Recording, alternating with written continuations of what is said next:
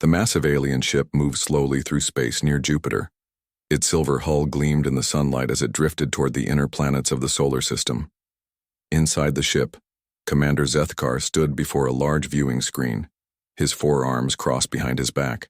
His purple skin had a slight shimmer, and his large black eyes focused on the third planet from the sun. "Such an interesting world," he said to his crew. "The energy readings are unlike anything we have seen before." Dr. Trinda, the ship's lead scientist, walked up beside him. Her green skin was darker than his, and she had only 2 arms like most species in the galaxy. "Commander, the planet shows signs of advanced technology, but the biological readings are confusing. The life forms seem too diverse for a single world." Zethkar nodded slowly. "We have cataloged over 3,000 worlds with intelligent life. This one cannot be much different. Prepare the standard first contact protocols." The alien ship, called Harmony's Edge, had traveled for months to reach this distant system. The Galactic Survey Division had picked up strange signals from this region of space. Now they could see why. The third planet was covered in blue oceans and white clouds, with brown and green landmasses scattered across its surface. "Sir," called Vexti from his station. The medical officer's pale blue skin looked worried. "I am detecting massive electromagnetic disturbances around the planet. The atmosphere appears to be in constant motion." "Probably just solar wind effects," Zethkar replied. "Most primitive worlds have unstable weather patterns. Nothing we cannot handle." Suddenly, alarms began beeping throughout the ship. The crew looked around in surprise as red lights flashed on their control panels. "Commander!" shouted the pilot Coralin. "Unknown vessel approaching fast from the outer planet. It is much smaller than our ship, but moving at incredible speed." On the main screen, a sleek gray ship appeared. It was tiny compared to their massive survey vessel, but it moved with purpose and precision. Strange markings covered its hull, and blue flames shot from its engines. "Open communication channels," Zethkar ordered. "Let us make contact with these beings." The alien crew waited as their communication officer worked to establish a link. After several minutes, the screen flickered and showed the interior of the human ship. A man in a blue uniform sat in a large chair, surrounded by other humans working at various stations. Captain Jake Morrison looked directly at the alien commander. His brown hair was cut short, and his green eyes showed both curiosity and caution. "This is Captain Morrison of the Earth Defense Fleet vessel Dakota. You have entered our solar system without permission. Please state your intentions." Zethkar stepped forward and bowed slightly, which was the standard greeting among civilized species. "Greetings, Captain Morrison. I am Commander Zethkar of the Galactic Survey Division. We come in peace to study your world and make contact with your people." Jake leaned back in his chair. "We appreciate peaceful intentions, Commander. However, I need to warn you about approaching Earth. Our planet has some unique conditions that might be dangerous for visitors." The alien crew looked at each other in confusion. Dr. Trinda whispered to her commander, "Dangerous conditions? What could be dangerous about a simple Class M planet?" Zethkar smiled, showing his small pointed teeth. "Captain Morrison, we have visited thousands of worlds throughout the galaxy. I am sure we can handle whatever mild inconveniences your planet might present." Jake's expression became more serious. "Commander, with respect, Earth is not like other worlds. We have extreme weather, dangerous wildlife, and environmental conditions that could harm unprepared visitors. I strongly suggest we meet in space first to discuss safety protocols." The alien medical officer Vexti laughed softly. "Commander, they seem worried about weather and animals. How charming. Most civilized worlds have such mild climates that weather barely exists." "Indeed," Zethkar agreed. "Captain Morrison, we appreciate your concern, but we are experienced explorers. Our ship has protection systems designed for the harshest environments in the galaxy. Surely your world cannot be more challenging than the ice planets of Vega or the desert worlds of Centauri." Jake rubbed his forehead with one hand. "Look, Commander, I am not trying to insult your capabilities, but Earth has killed more of our own people than wars ever have. The planet itself is actively hostile to life. We have safety protocols that took centuries to develop. Dr. Trinda stepped beside her commander. Captain Morrison, may I ask what specific dangers you are referring to? We have equipment to handle radiation, temperature extremes, and toxic atmospheres.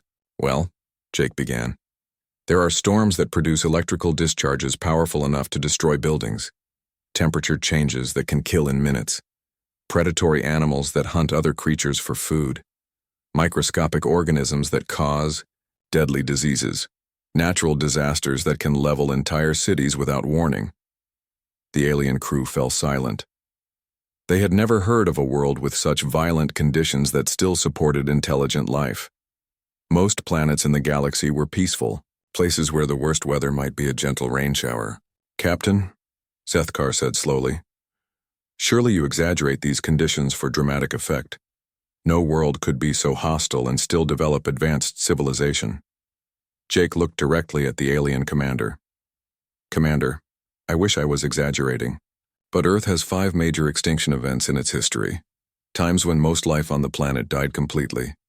We humans are survivors of the most dangerous world in our region of space. Vexti whispered to Dr. Trinda. 5 extinction events? How is that possible? Most worlds have stable ecosystems for millions of years. Perhaps, Zethkar said diplomatically. We could arrange a meeting with your scientists. We would like to learn more about your world before visiting the surface. That sounds reasonable, Jake replied.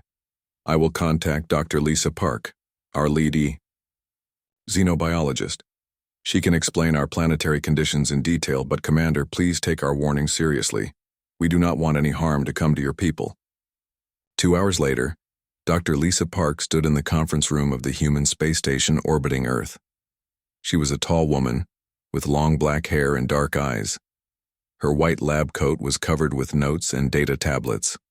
Across from her sat 3 members of the alien crew who had transported over in a small shuttle. Welcome to our system, Lisa said with a warm smile. Captain Morrison asked me to brief you on Earth's environmental conditions before you visit our planet. Commander Zethkar nodded politely. Dr. Park, we appreciate your caution, but we are experienced in planetary surveys. What specific conditions should we know about? Lisa opened a thick folder filled with documents. Well, let us start with weather. Earth experiences electrical storms that produce billions of volts of energy. Winds that can reach 300 kilometers per hour. Temperature variations of 50 degrees in a single day. Precipitation that can flood entire regions in hours. Dr. Trinda looked confused. Dr. Park, those numbers seem impossible. Most worlds have weather variations of only a few degrees. Electrical activity in the atmosphere is extremely rare. I understand your skepticism, Lisa replied. But Earth is what we call a dynamic planet. Our weather systems are powered by massive energy exchanges between the oceans, atmosphere, and land masses. She pulled out a tablet and showed them videos of thunderstorms, tornadoes, and hurricanes. The aliens watched in horror as they saw the destructive power of Earth's weather systems. These storms happen regularly? Vexti asked, his voice shaking slightly. Daily, Lisa answered. Right now there are probably 2,000 thunderstorms happening somewhere on Earth. And this is during calm weather. Zethkar stared at the images. Dr. Park, how does any life survive in such conditions? Lisa smiled. Life on Earth does not just survive, Commander, it thrives. But everything here has evolved to deal with constant danger. That includes humans. The aliens looked at each other with growing concern. They were beginning to realize that their routine planetary survey might be more challenging than they had ever imagined. The small landing craft touched down gently in a clearing surrounded by tall green trees. Commander Zethkar stepped out first, breathing Earth's atmosphere through his protective suit. The air felt thick and heavy compared to his home world. Behind him, Dr. Trinda and Medical Officer Vexti emerged along with 2 other crew members. The oxygen levels are higher than expected, Vexti reported, checking his instruments. And there is significant moisture in the air. Pete Collins, their human guide, walked toward them with a friendly smile. He was a tall man with sandy brown hair and wore simple outdoor clothing. Welcome to Earth, folks. Beautiful day, isn't it? Dr. Trinda looked around at the forest. Sunlight filtered through the leaves, creating patterns of light and shadow on the ground. Birds sang in the distance, and a gentle breeze moved the branches above them. "It is quite pleasant," she admitted. Perhaps Dr. Park was being overly cautious about the dangers. Pete chuckled. "Well, this is one of our safer areas, Northern California in springtime, pretty mild conditions." He pointed to the clear blue sky above them. "Weather forecast shows we might get a little storm later this afternoon, but nothing serious." The aliens relaxed slightly and began setting up their scientific equipment. For the first few hours, everything seemed peaceful. They collected soil samples, recorded plant specimens, and measured environmental conditions. The forest appeared to be a calm, stable ecosystem. "This world seems no different from hundreds of others we have studied," Zethkar commented to Dr. Trinda. "I think the humans may be naturally anxious species." That was when they heard the first rumble of thunder in the distance. Pete looked up at the sky where dark clouds were beginning to form. "Okay, everyone. Looks like that storm is moving in faster than expected. We should probably head for shelter." "Shelter?" Vexty asked. "It is just precipitation, correct? A little water from the sky?" Pete stared at him. "Well, yeah, but it's going to be a thunderstorm. You really don't want to be out in the open during one of those." The aliens looked confused. On their worlds, rain was a gentle misting that lasted for days. They had no concept of violent weather. As the first drops began to fall, they stood casually in the open, curious to experience this storm the humans seemed so worried about. The change happened quickly. Within minutes, the gentle drops became heavy rain. The wind picked up, bending the trees and sending leaves flying through the air. Then came the lightning.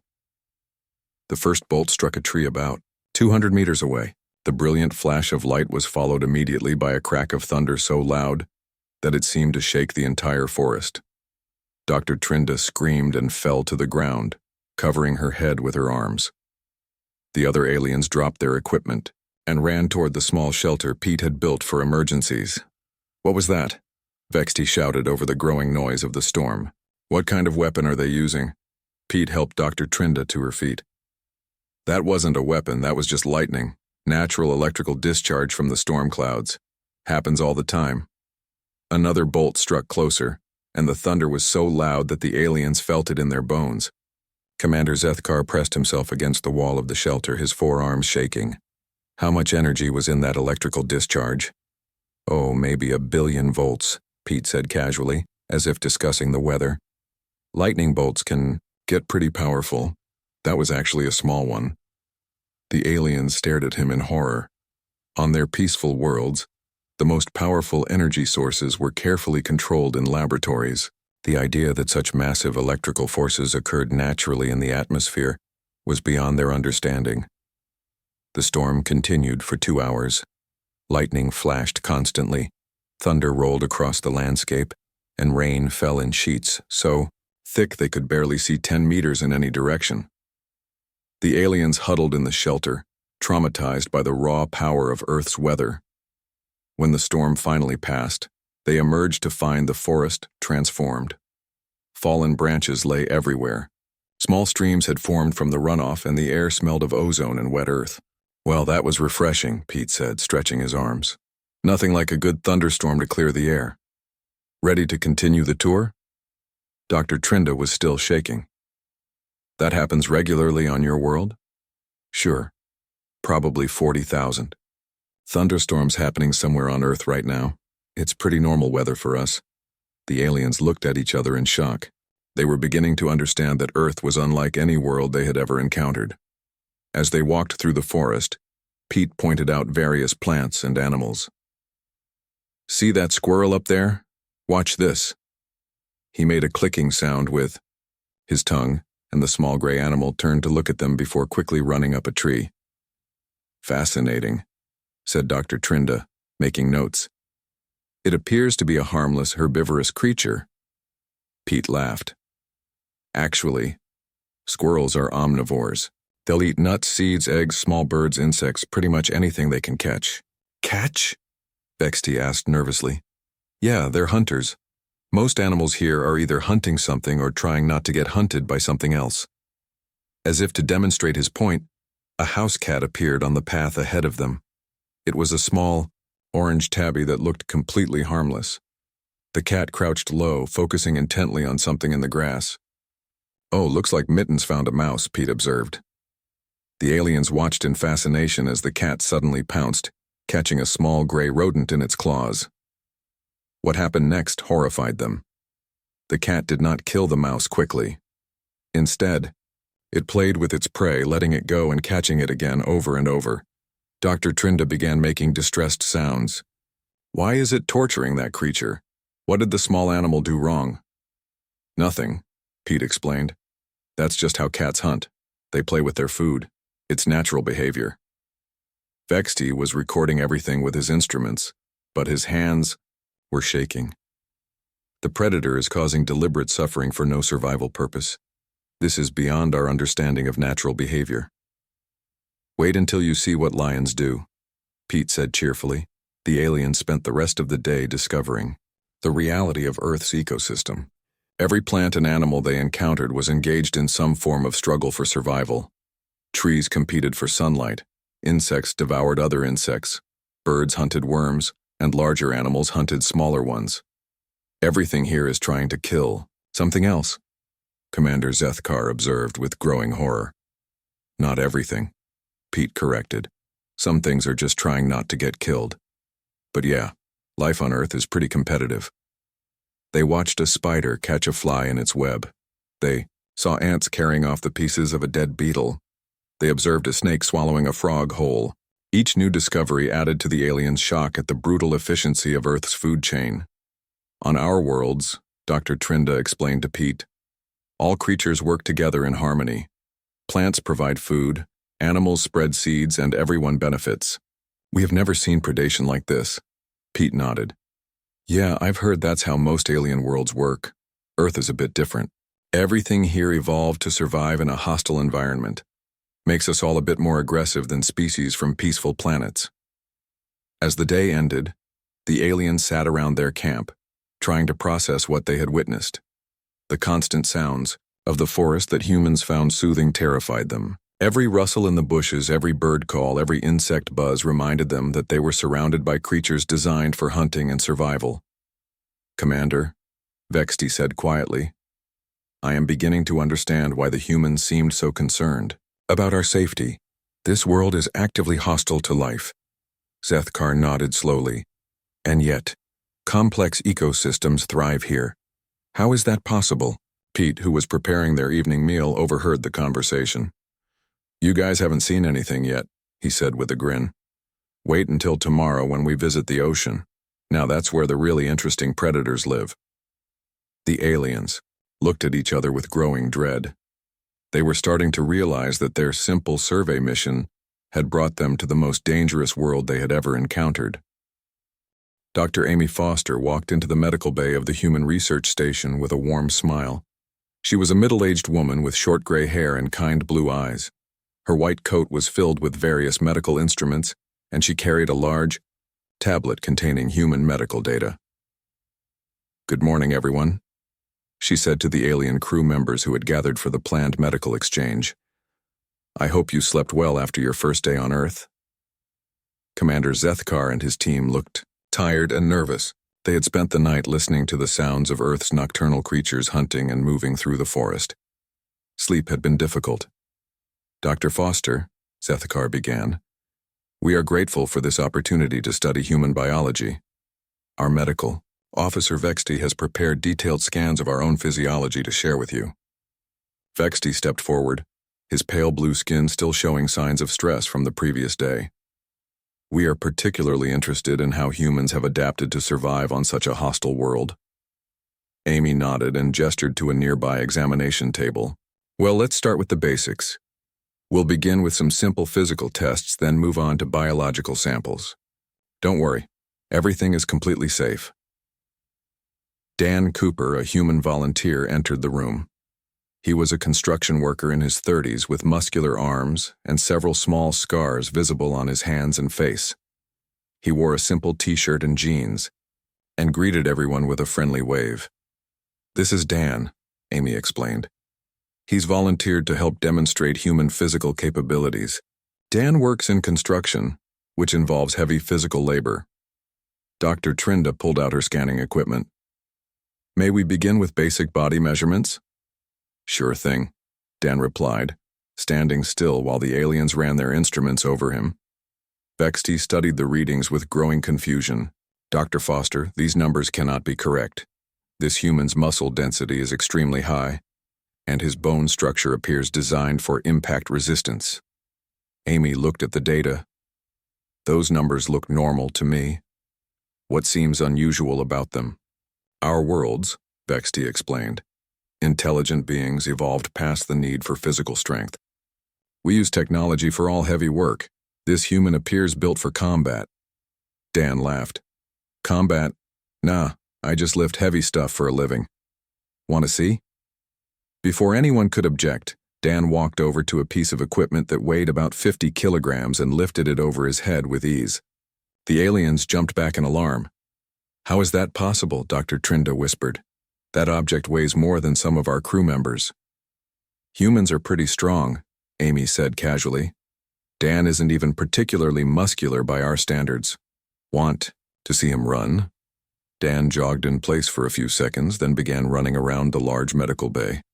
He maintained a steady pace for several minutes without showing signs of fatigue.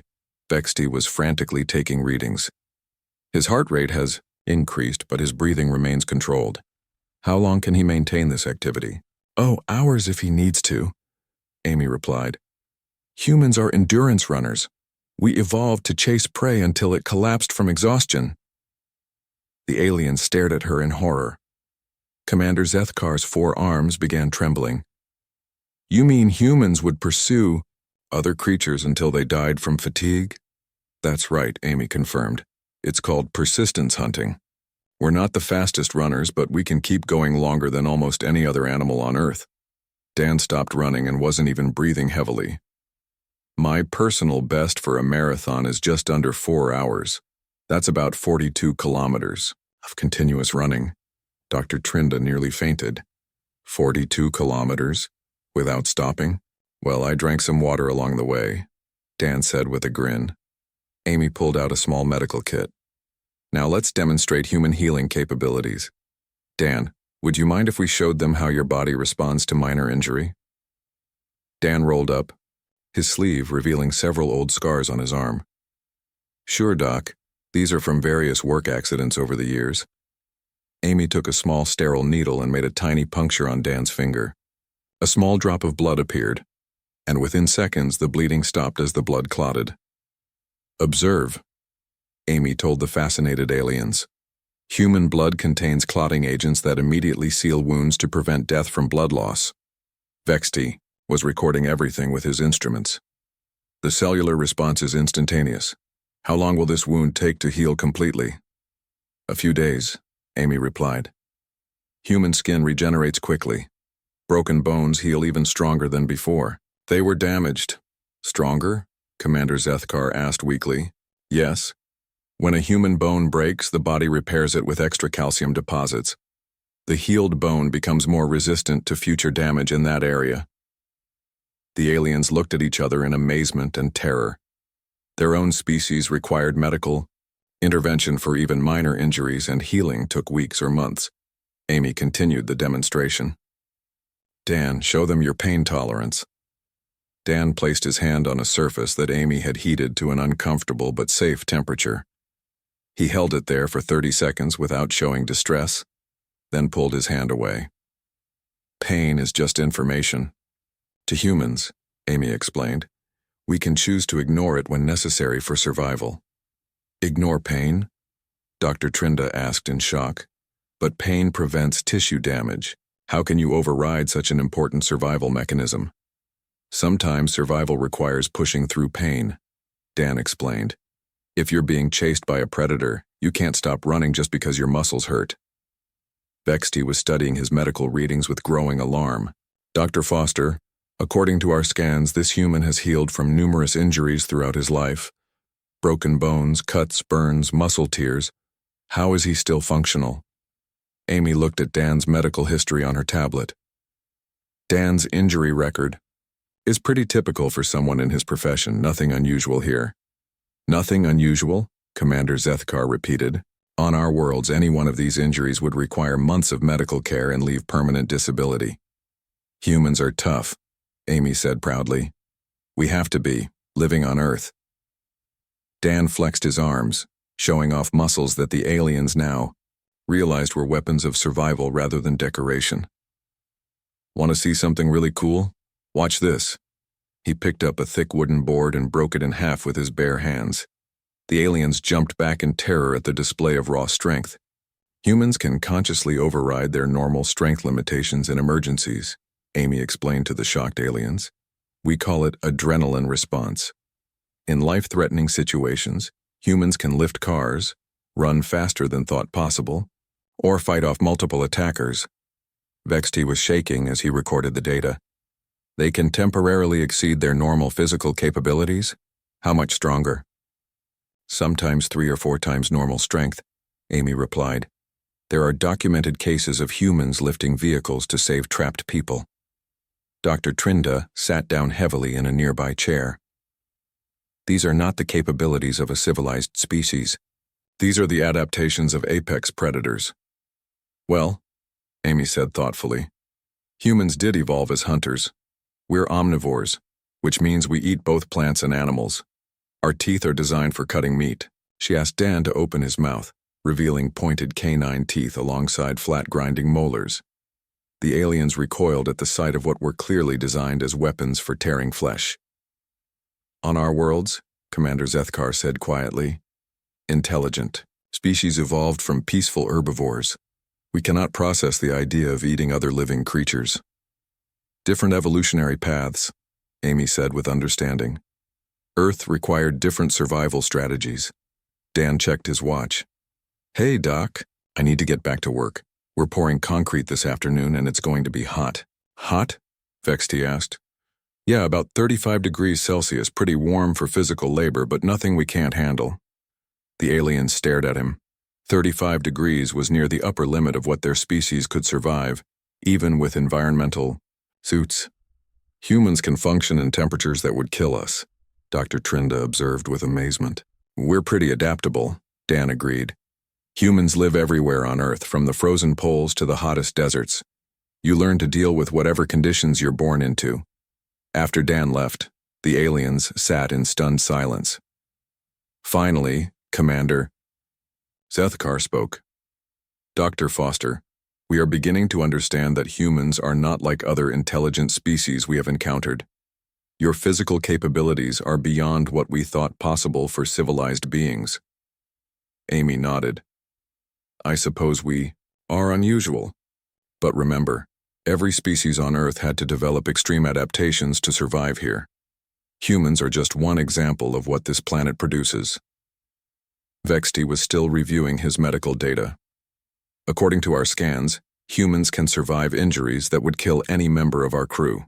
You can function while damaged, ignore pain signals, and heal from trauma that would be permanently disabling to us. Earth is a tough teacher, Amy replied.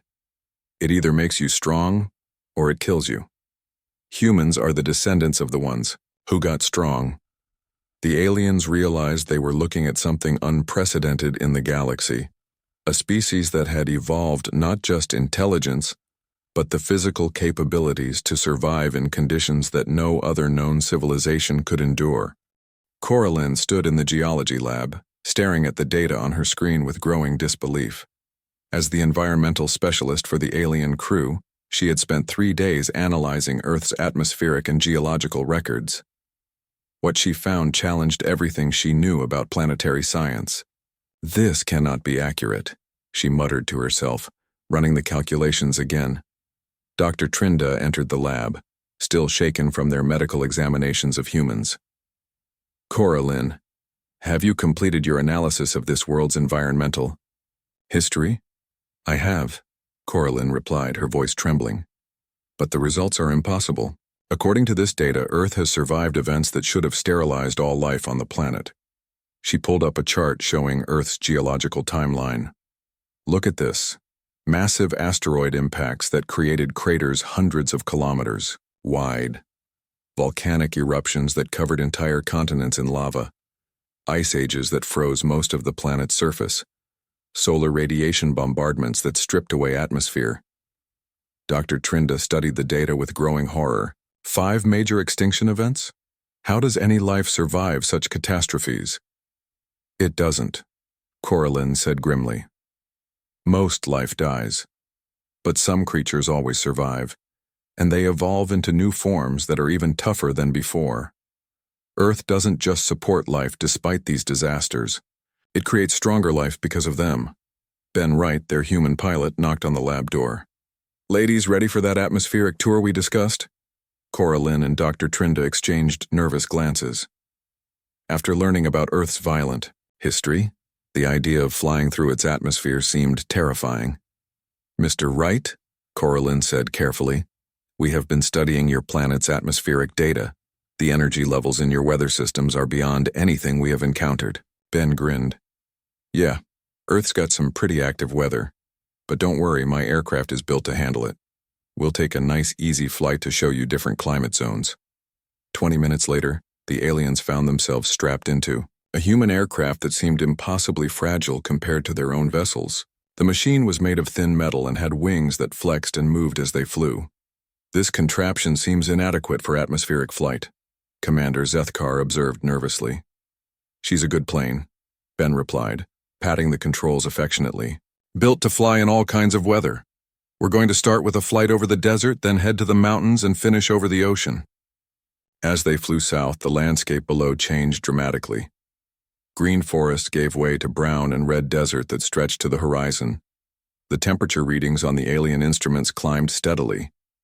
Current ground temperature is 48 degrees Celsius, Coraline reported, her voice filled with alarm.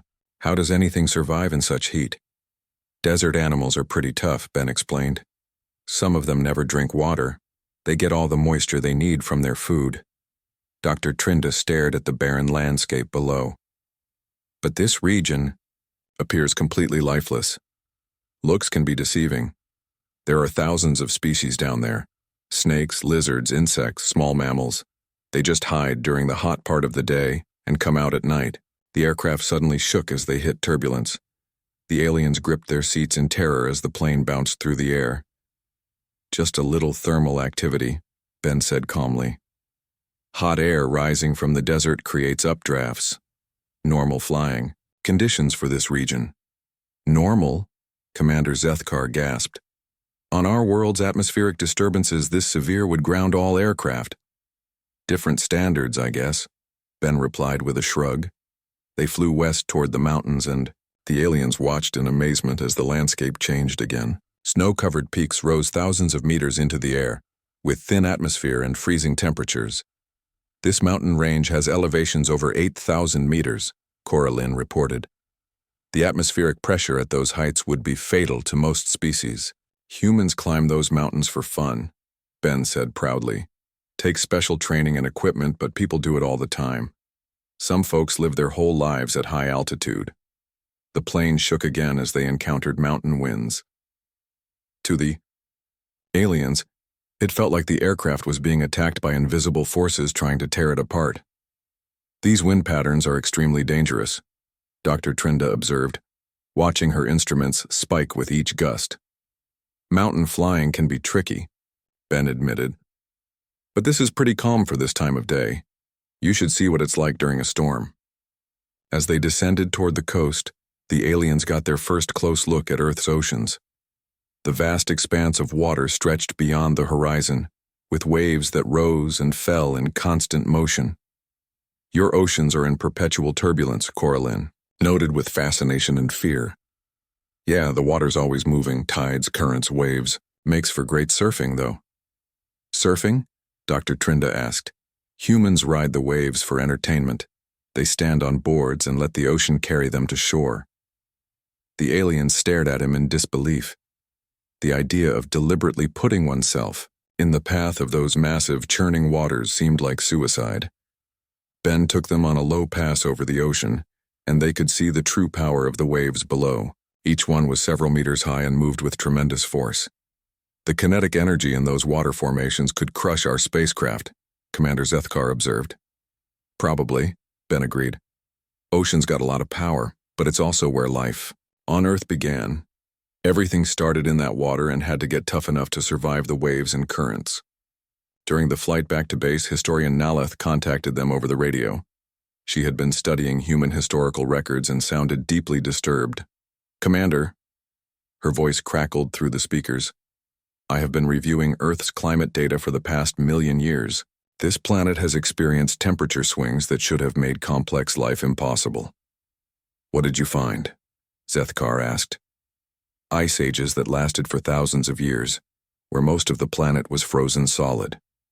Volcanic winters that blocked sunlight for decades, drought periods that dried up entire continents. And through all of this, life not only survived but became more diverse." Ben listened to the conversation with interest. "Yeah, Earth's been through some rough patches, but life always finds a way. Makes everything stronger in the long run." "Mr. Wright," Naleth continued over the radio, "I have also studied human expansion patterns. Your species has colonized every environment on Earth, from the frozen Arctic to burning deserts to high mountain ranges. How is this possible?" "Humans are adaptable," Ben replied simply. "If we want to live somewhere, we figure out how to make it work."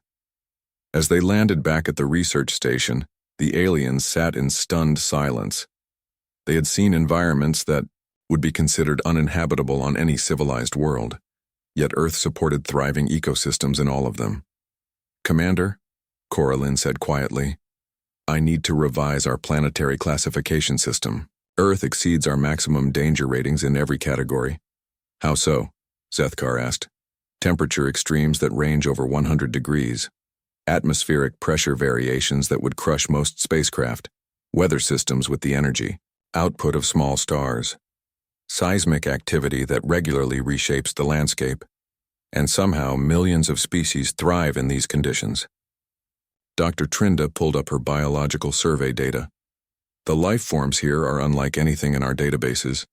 Every creature has multiple backup systems for survival. Redundant organs, rapid healing, extreme temperature tolerance, ability to survive without food or water for extended periods. It's like the entire planet is designed to create the toughest possible life forms," Commander Zethkar observed. Ben overheard their conversation as he shut down the aircraft. "You're starting to get it. Earth doesn't make things easy for anyone. But if you can survive here, you can probably survive anywhere." Naleth's voice came through their communicators again.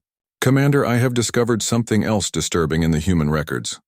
They are planning to colonize worlds that we have classified as completely uninhabitable."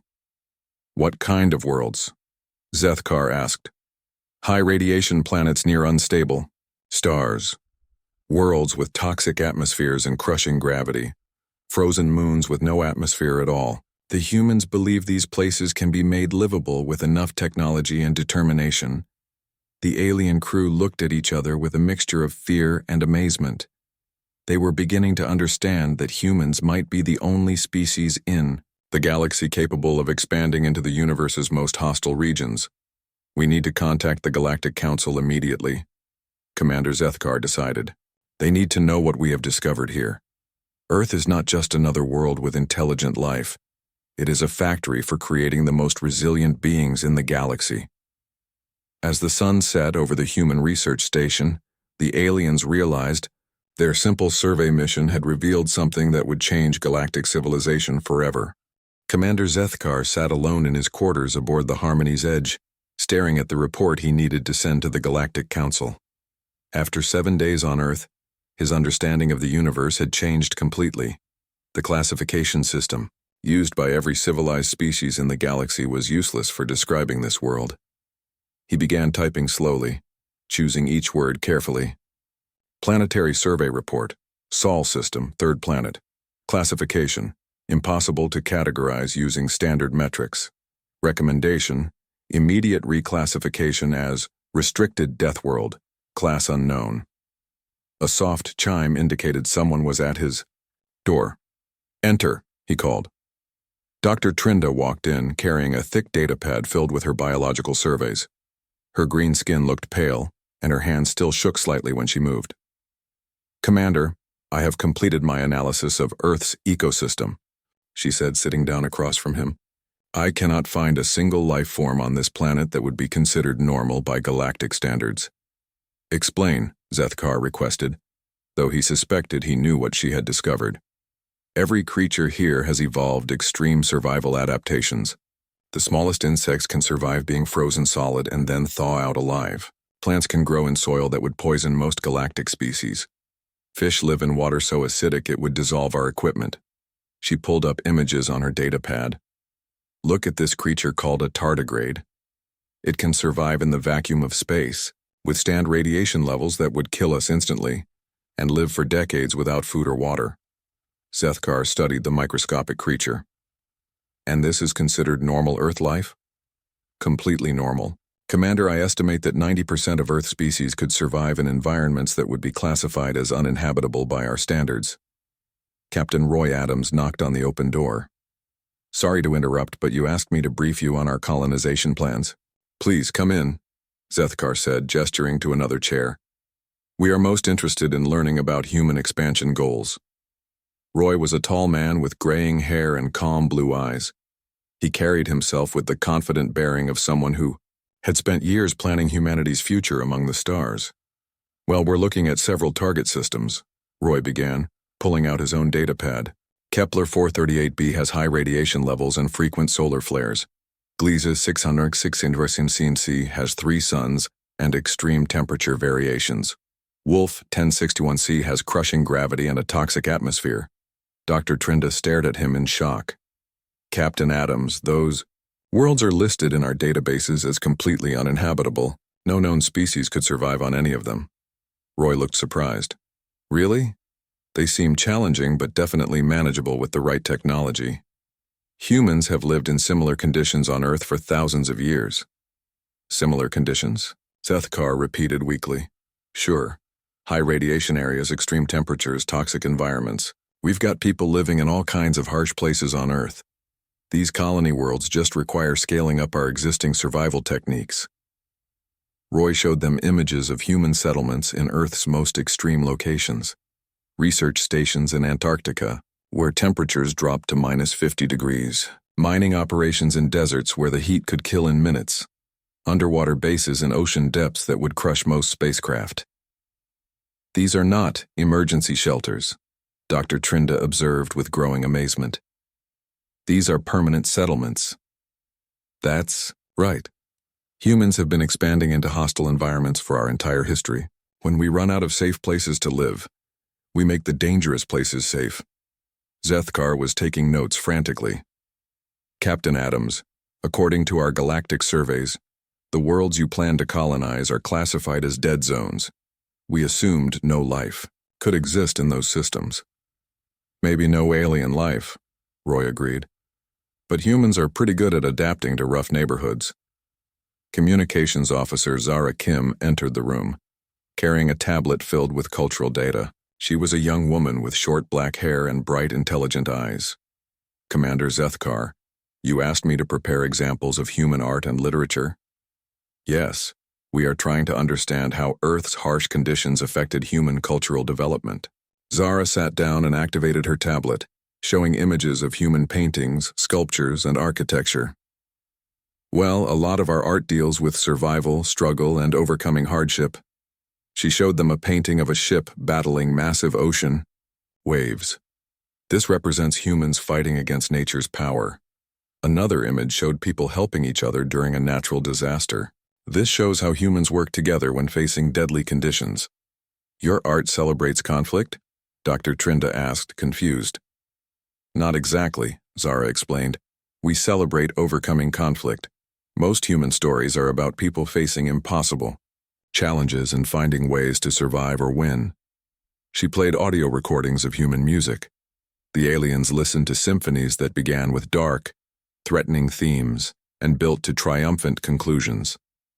Your music contains emotional patterns we do not recognize, Zethkar observed. Those are feelings that come from surviving trauma, Zara explained. Hope after despair, joy after sorrow, victory after defeat. Species from peaceful worlds probably never developed these emotional ranges. She showed them examples of human literature. Stories of people surviving in frozen wastelands, escaping from dangerous predators, and rebuilding civilization after disasters. All of your entertainment involves survival scenarios? Dr. Trinda asked. A lot of it, yes. Humans find these stories exciting because they remind us of our own struggles. We enjoy imagining ourselves overcoming challenges. Zara pulled up more recent examples.